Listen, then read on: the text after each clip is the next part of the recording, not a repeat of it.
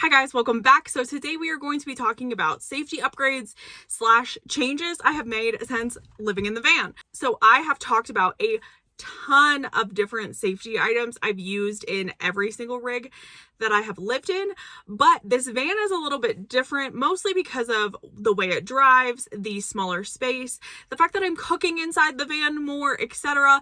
So I figured I would go through some of these safety features I have that are specific to the van.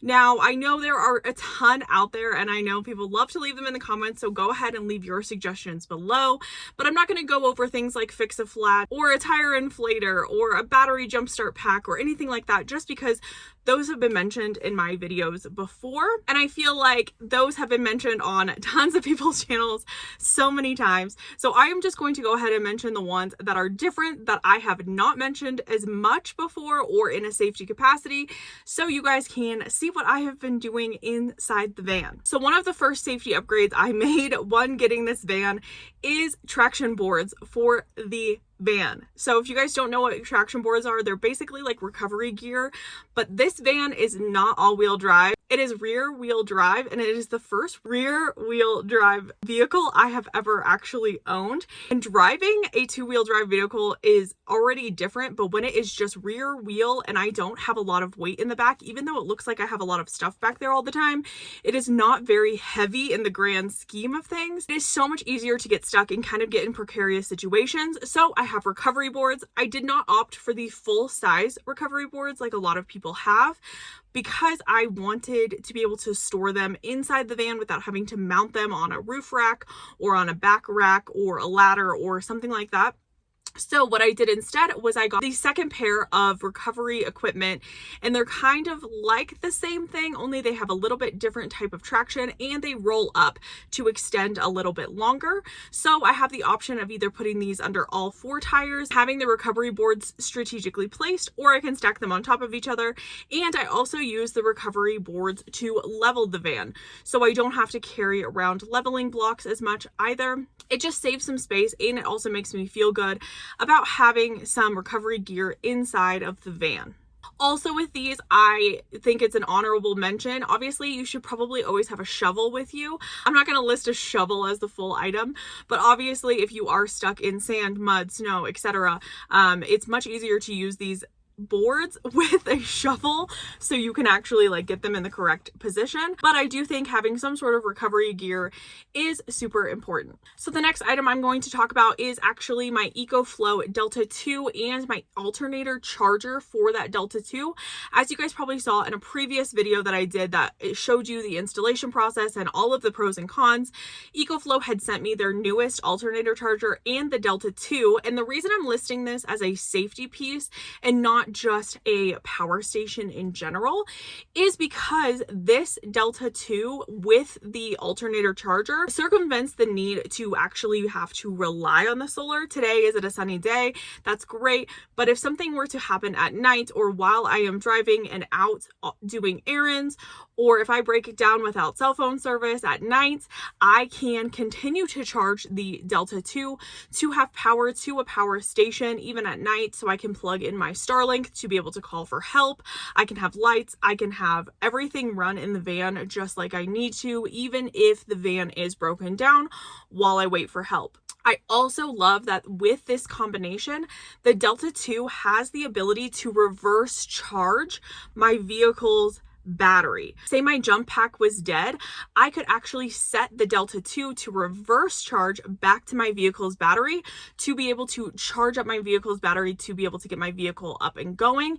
And if I know I'm going to be out without solar for a few days, but I've driven to my campsite and used the alternator charger to charge up that Delta 2, I can actually set it to trickle charge, and so it will backflow from the Delta 2 to the battery in my van. So then if I am camped for a few days without solar and it's been spotty and I just want to make sure that my van has enough power to get me out of the situation, or just to make sure that when I am ready to go, it starts up right away, that makes me feel so much better that versus other alternator chargers out there, it does have that reverse charge. Of course, it's great that the alternator charger just charges the Delta 2 to begin with and that it works just the same. It has up to 800 800 watts of charge while you are driving, and it does have all the battery protection monitor and alternator protection monitors in there, so I don't really have to worry about it wearing and tearing on the van. It only charges at that 800 watts while I am driving at highway speeds.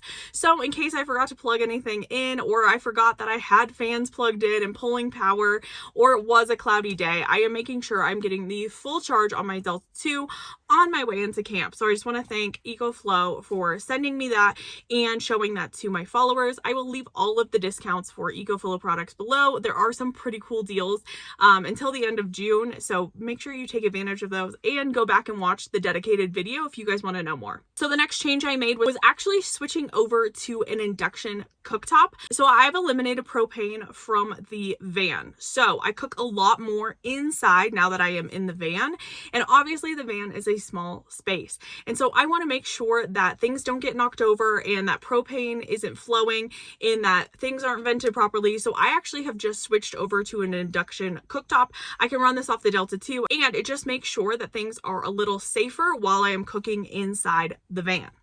Along with that induction cooktop, I also still have a fire extinguisher in here, but I actually picked up one of these. It's an aerosol spray type of fire extinguisher, which I had never seen before. I was in Home Depot or Lowe's grabbing stuff for the van build, and I saw this fire extinguisher, and it seems way more user-friendly, and it's just a little bit more compact and easier to grab in the event that you need to put out something that is obviously on fire, but maybe you don't need the full power of like a full fire extinguisher. I went and opted for this to keep under the seat in the van for any problems that might come up.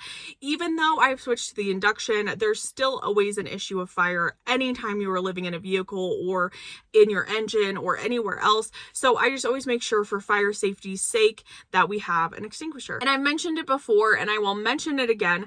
I will always count Starlink as a safety feature for my van, and the fact that I've had it for now this long, it is so nice to be able to have that as a backup in case I do not have cell phone service. It makes it so much easier, one, to just travel in places and feel safer in places that I don't have cell phone service. It does pull a lot of power, which is why I really love that I can turn it off and off as needed, but I do like to run it overnight a lot of the times that I'm in places that have no cell phone service.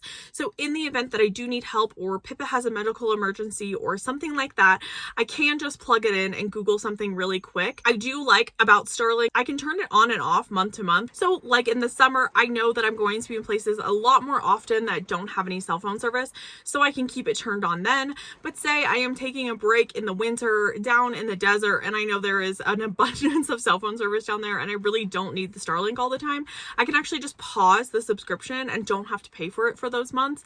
And that makes it really nice, even though it is more of an expense cost up front. I like the safety feature of it to make sure that I have service no matter where I am all the time. And I've actually upgraded the Starlink that I have. I got the new equipment. I gave in because it is flatter and it's so much easier to store in the van. It has less moving pieces, but I know there are refurbished Starlinks all the time. I see them on Facebook Marketplace and stuff. So I highly recommend having something like Starlink, or there's other satellite products out there. Just as that safety redundancy to make sure that you can get help whenever you need it. So I hope this helps give you guys some idea for some safety upgrades that you guys might be wanting to make this summer to make sure that you guys have a great time traveling out there. I know so many of you guys are getting on the road for the first time this summer, so I'm so excited for all of you.